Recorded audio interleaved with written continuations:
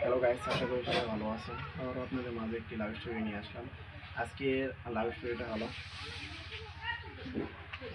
অগোছালো প্রেম। তো আপনারা তো বুঝতেই পারছেন আজকে লাভ স্টোরিটা কেমন, একটু অন্যরকম টাইপের মতো চলতেছে। তো অগোছালো প্রেম বলতে আপনাদেরকে একটু বুঝিয়ে বলি। একটু মেয়ের সাথে আমার ওরা হঠাৎ করে সম্পর্কটা হয়ে গিয়েছিল। তবে মেয়েটা একটু অগোছালো টাইপের বলতে সে কী রেখে কী বলতে কিছু বুঝতে পারতো না।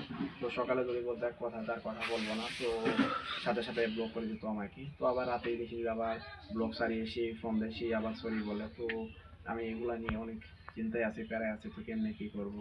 তো ইদানিং তার সাথে একটু কথা বলা কম বলার চেষ্টা করি, কারণ অযথা কষ্ট নিতে চাইতেছি না, কষ্ট পেতে চাইতেছি না। কারণ এমনি তার মায়ে পড়ে গেছি, তার মায়া থেকে বের হতে পারতেছি না। কারণ সে কী রেখে কী বলে সে নিজেও জানে না।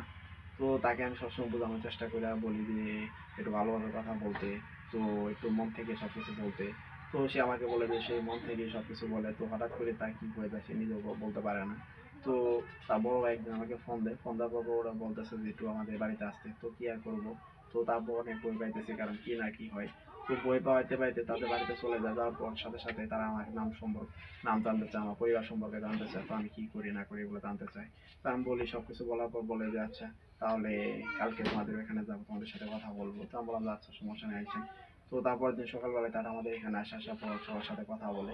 তো কথা বলার পর এক পর্যায়ে তারাই বলে যে যেহেতু ওরা দুজন দুজনের সাথে কথা বলে অনেক আগে থেকে, তো যদি আপনারা চান তাহলে ওরা যাতে সারা জীবন একসাথে থাকতে পারে, একসাথে কথা বলতে পারে, এই ব্যবস্থাটা করে দিই।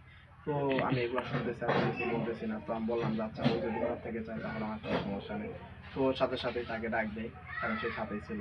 তো তাকে ডাক দেওয়ার সাথে সাথে বলে যে হ্যাঁ তারও কোনো সমস্যা নাই, তো সে নাকি মন থেকে আমাকে চায়। তো তখন আমি বললাম যে আচ্ছা সমস্যা নেই।